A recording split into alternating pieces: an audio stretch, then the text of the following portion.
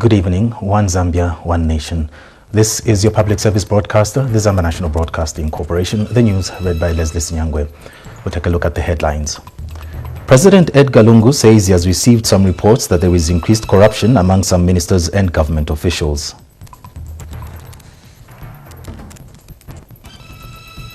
Police has offered a 100,000 kwacha reward for information leading to the arrest of persons involved in the continued cases of arson. And one worker has died while 3 others have sustained severe burns in an accident at Oriental Cement Plant in Lusaka. And now the news in detail. President Edgar Lungu says he has received some reports that there is increased corruption among some ministers and government officials. He has since warned that he will soon be firing some ministers if he establishes that the reports are true.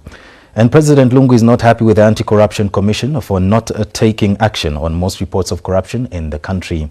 The head of state says reports have reached him that there are constant deposits in accounts of some senior government officials. President Lungu says he will not tolerate government officials who include ministers and other directors getting involved in corrupt practices with impunity. The president was speaking to that State House when he swore in 5 newly appointed ministers. President Edgar Lungu has completed appointing his cabinet with the swearing-in of 5 more ministers. This brings the total number of his cabinet to 30. Those sworn in are Freedom Skazwe as Presidential Affairs Minister, Sylvia Chalikosa as Minister in the Office of the Vice President, Lloyd Kazia as Minister of Water and Sanitation, and Godfrida Sumaili as Minister of National Guidance and Religious Affairs. Matthew Nkua has been sworn in as Minister of Works and Supply, taking over from Ronald Chitotela, who has been moved to the Ministry of Housing and Infrastructure Development. The President used this event to send a strong warning to ministers and senior government officials.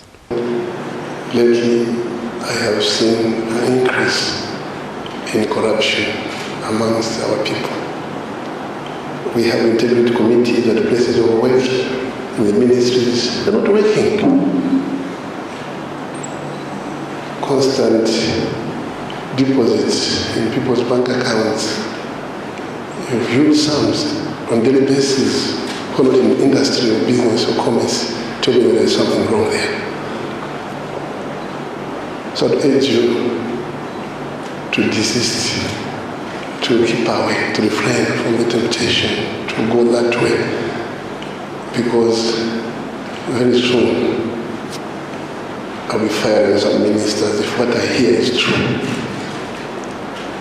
The people are suffering there, overpricing and so on is the order of the day. I think that enough is enough. Whether you are a big fish or a small fish, you are just but one person. And if you are found wanting, I will not wait for the SEC or anybody. I'll send them packing. The head of state has also lashed out at the operations of the Anti-Corruption Commission. And by the way, what has happened to the Anti-Corruption Commission? What are they waiting for? Previously, they used to bring reports to the president. That man, that lady. But these days, I don't see anything. The only thing I can talk about is when ZNBC was found wanting because the owners of the money cried foul. SEC is there to make sure that things are going on properly. Sometimes give me a red flag, a yellow flag, and say, things are not going on properly, Mr. President. Probably they miss the old order where the president used to tell them, go and arrest that one. They miss the old arrangement where the president says, fix that one. I'm not going to fix anyone using SEC. I'm not going to fix anyone using the Auditor General. I'm not going to fix anyone using the police. They have got a job to do, for goodness sake. But what I'm saying is they've all gone to sleep. After this, the president took time to pose for pictures with the new ministers, after which he proceeded to chair a cabinet meeting. Jeff Banda, ZNBC News, in Lusaka. The Constitutional Court has dismissed an application by the UPND for the court to hold the inauguration ceremony of President Edgar Lungu. The Constitutional Court Judge Mungeni Mulenga says this is because the application is aimed at abusing the court process.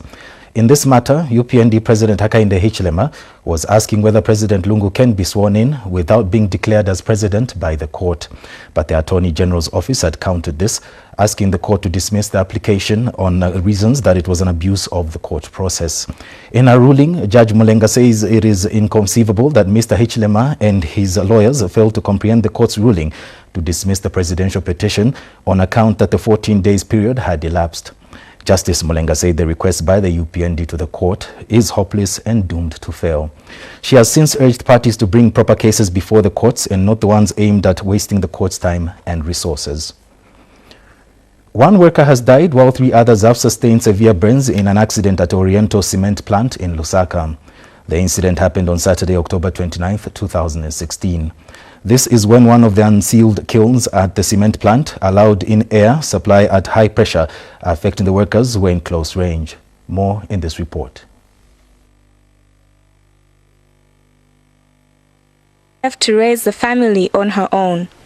The unforeseen circumstance that has left her with one appeal.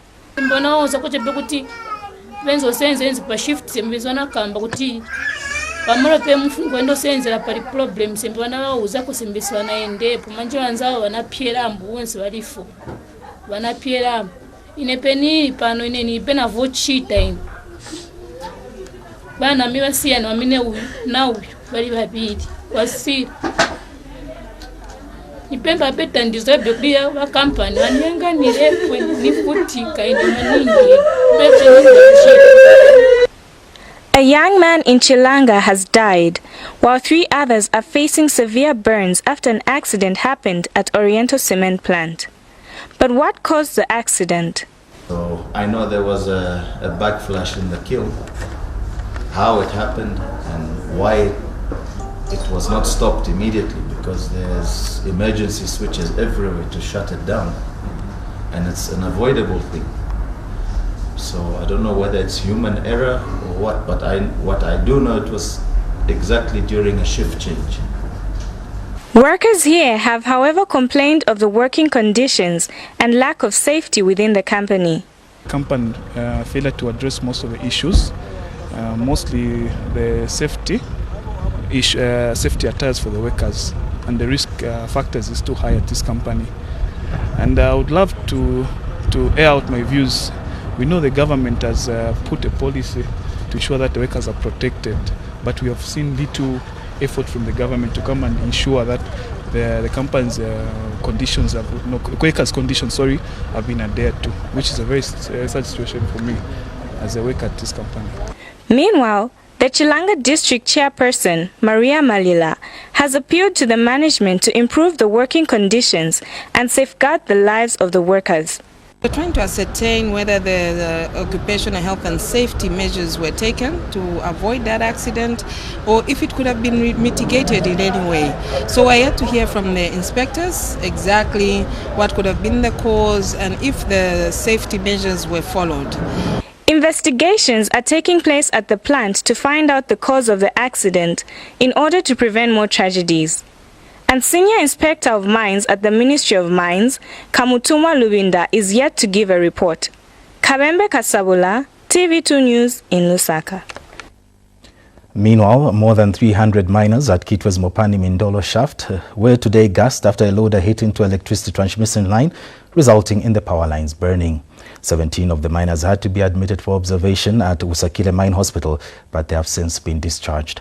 Mine Workers Union of Zambia President Nkole Chimba has confirmed, saying the miners were choked by the fumes coming from the burning power lines. Mr. Nkole has told ZNBC News in Kitwe that the accident happened around 10 hours this morning. Meanwhile, one miner has died at Mopani Copper Mines in Mufolera after a blast. Mr. Nkole has confirmed, but he could not give more details on the fatality, though he says the union is concerned with the increasing number of accidents in various mines on the copper belt. Finance Minister Felix Mutati has promised to resolve challenges preventing First Quantum Minerals from investing more than $100 million into its Sentinel mine in Kalumbila area of Solwezi, Northwestern Province. Mr. Mutati says he has already had talks with the Minister of Commerce on the investment by 68 companies that are set to create 1,600 jobs. More in this report.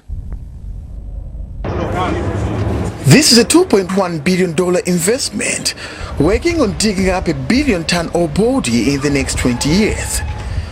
Sentinel mine in Kalumbila, Solwezi district in the Northwestern Province, is using the latest technology on the globe to dig up huge volumes because of low-grade copper at the mine.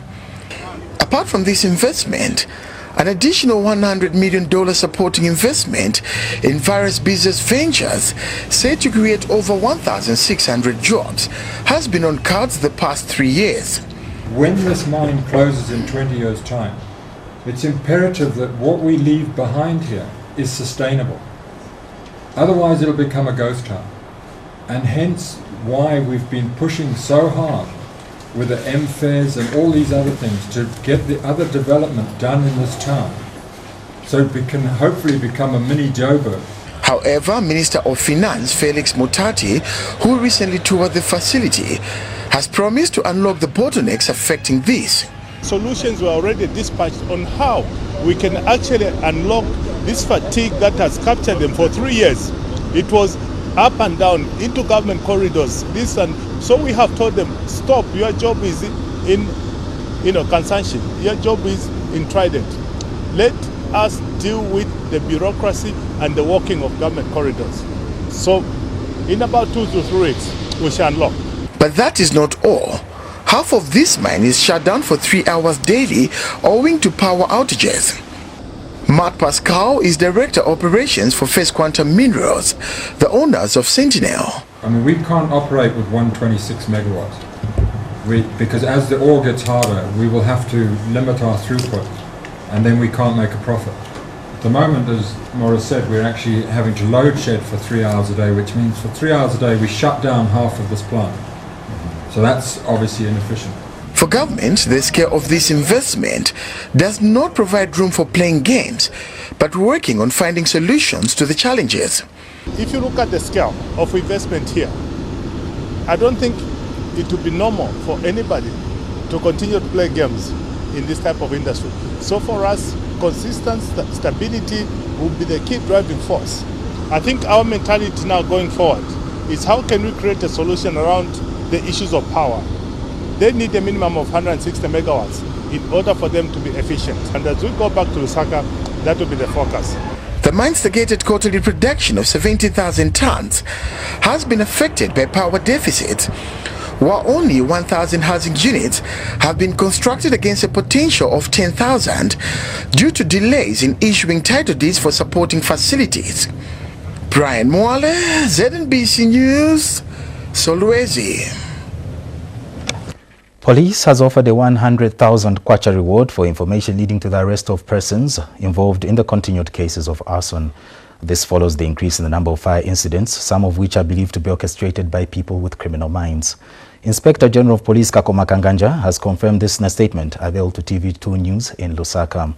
Mr. Kanganja has further disclosed that police have intensified patrols and have introduced static guard duties on all strategic installations and markets throughout the country. The acts of arson started with markets and now have spread to other properties. We take a break, and coming up in the news, all unregistered SIM cards to be switched off effective midnight tonight, and ZNFU elects new president and board members, plus other news. Welcome back. The Zambia National Farmers Union has overhauled its board of directors and further elected a new president. The new president for the ZNFU is now Jervis Zimba, who takes over from Evelyn Nguleka. The new board members and the new president were elected during the 2016 ZNFU Council meeting held on the sidelines of the 111th ZNFU Annual Congress. And Mr. Zimba, who has before served as ZNFU president, has since promised to resolve all outstanding issues with cooperating partners. This is according to a statement availed to TV2 News today by ZNFU media liaison Kingsley Kaswende. Other members of the board are Miriam Zimba, Fisho Male, Austin Shinachize, Eliko Spiron, Dave Gordon, Wayne Ward, Doreen Mwanza, and Ashok Oza. In court news, police officers have denied ever beating Komboni radio director Lesa Kasoma. Simon Chisanga, a police officer, says instead it is Ms. Kasoma who turned violent and started kicking police officers. This is in a matter where Ms. Kasoma is accused of assaulting a police officer. Two witnesses have told the Lusaka Magistrate Court that Komboni radio director Lesa Kasoma turned violent before she was apprehended. The officers have further told Lusaka Magistrate Felix Kauma that the accused kicked police officers. This is in a case in which Ms. Kasoma is accused of having assaulted a police officer. When the matter came up today, Simon Chisanga also told the court that officers could not allow the accused into Combon Radio premises, as they were under instruction not to do so. The witness said police officers who were guarding the premises at the time got concerned when Ms. Kasoma started taking pictures of them. Chisanga said when confronted, the accused person became violent and started kicking police officers, forcing them to handcuff her. He said while trying to apprehend her, the suspect inflicted pain on Chisanga by biting him. But the defense dismissed a piece of evidence suggesting that Ms. Kasoma's clothes were torn by herself and not by the police officers. Defense lawyer Poka Tupisha also alleged that the accused injured the officer in self-defense. The matter has since been adjourned to the 21st of November for continuation of trial. Meanwhile, the Lusaka Magistrate Court has issued a bench warrant against 3 suspects who are jointly charged with UPND Vice President Geoffrey Bwaliamwamba. This is because the suspects have allegedly jumped bail. In this matter, Mr. Mwamba and 13 others are accused of unlawful drilling. Lusaka Magistrate Mwaka Mikalire has since revoked the suspects' bail, further urging police officers to find and arrest the suspects. The matter has since been adjourned to the 19th of November. Hector Simfokwe, TV2 News in Lusaka. All unregistered SIM cards for mobile phones will be switched off effective midnight tonight. Zambia Information and Communication Technology Authority says such unregistered SIM cards will be eligible for disconnection. ZICTA Acting Director Edgar Mlauzi, however, says only subscribers whose registration documents are unclear and signatures seem to have slightly changed over time will not be deactivated. Mr. Mlauzi has called on all customers to verify their SIM cards by dialing *101# or visit their service providers. ZICTA implemented the SIM card registration exercise between 2012 and January 2014, and extension period ends today, October 31st, 2016. Coming up after the break is foreign and sports news. Keep watching. In foreign news, South Africa's chief prosecutor has dropped fraud charges against Finance Minister Pravin Gordhan. Mr. Gordhan had described the allegations as without merit and politically motivated. News of the charges earlier this month rattled the financial markets, and the South African rand fell more than 3%. The finance minister has been seen as standing up to President Jacob Zuma in cabinet and has warned against corruption becoming rampant. He was appointed for a second stint in the job late last year after President Zuma's preferred candidate lasted just a few days. We now present sports news, and on the segment tonight, Zambia Squash Association impressed with women's interest in the sport, and 2 under-20 athletes intensify preparations ahead of the Region 5 Games set for Angola, plus other sports news. Join us shortly.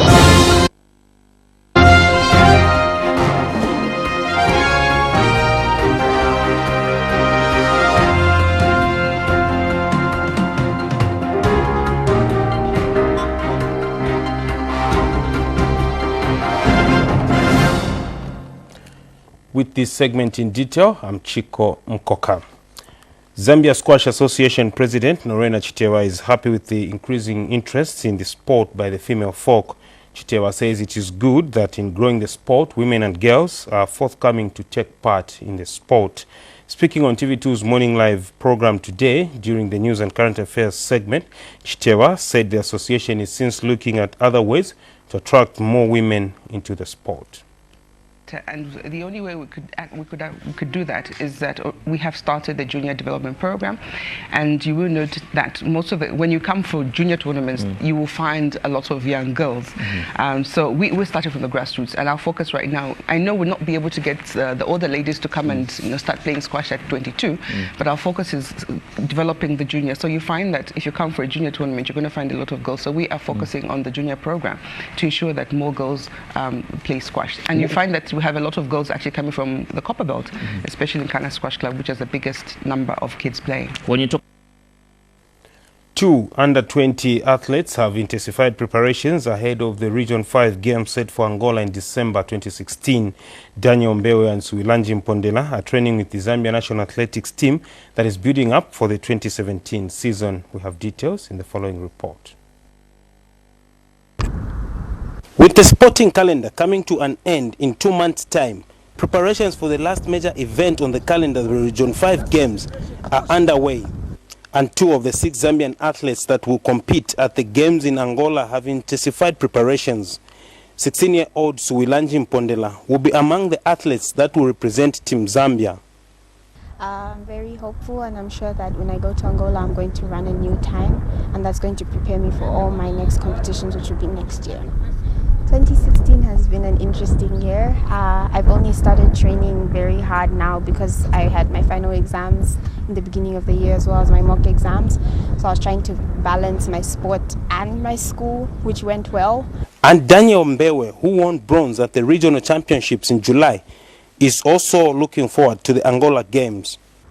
I'm going there for at least I want to see on my timing, because it will be my second major competition. Yes, so I'll go there either to improve or to see on my timing, or by chance I can come with a medal.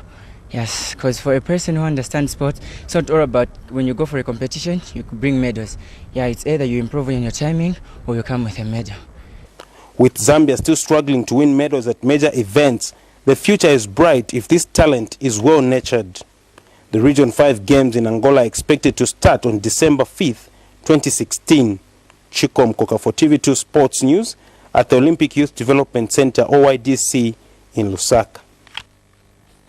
Finally, on this segment, Lilanda Youth Soccer Academy, Lisa Metro, has held the Football Association of Zambia FAZ for allowing it host the First D license course this weekend. Lisa Metro Publicity Secretary Aldrin Mwendalubi says the 3-day course will start this Friday, November 4th to Sunday, November 6th, 2016. Mwendalubi says close to 100 coaches, especially those in charge of community teams, are expected to be trained. Been given an opportunity by Football Association of Zambia through the Technical Director's Office, Ona Janza, and the Education Office, Mr. Davison Mutonga, that we should run a First D coaching course. This course is taking place at St. Joseph Sports Center, Ballaston Park, Matero constituency, Lilanda West. And we wish to urge all those who are running football, starting from the learning institutions, grassroots soccer bodies, soccer associations, so that we can come there and participate in this licensing. That's all our segment could accommodate for tonight. Join us again next Monday for more interesting sports stories. I'm Chiko Mkoka, taking you back to Leslie with the headlines. Good night and God bless.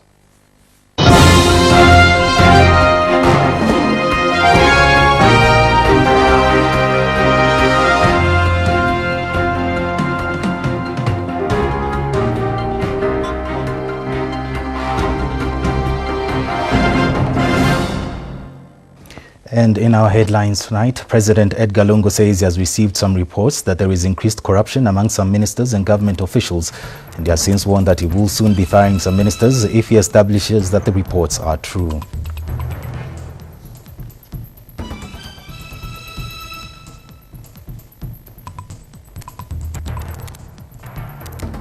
Police has offered a 100,000 kwacha reward for information leading to the arrest of persons involved in the continued cases of arson. This follows the increase in the number of fire incidents, some of which are believed to be orchestrated by people with criminal minds. One worker has died while 3 others have sustained severe burns in an accident at Oriental Cement Plant in Lusaka. The incident happened on Saturday, October 29, 2016. And with that, we end this news bulletin. My name is Leslie Sinyangwe. Pleasant viewing.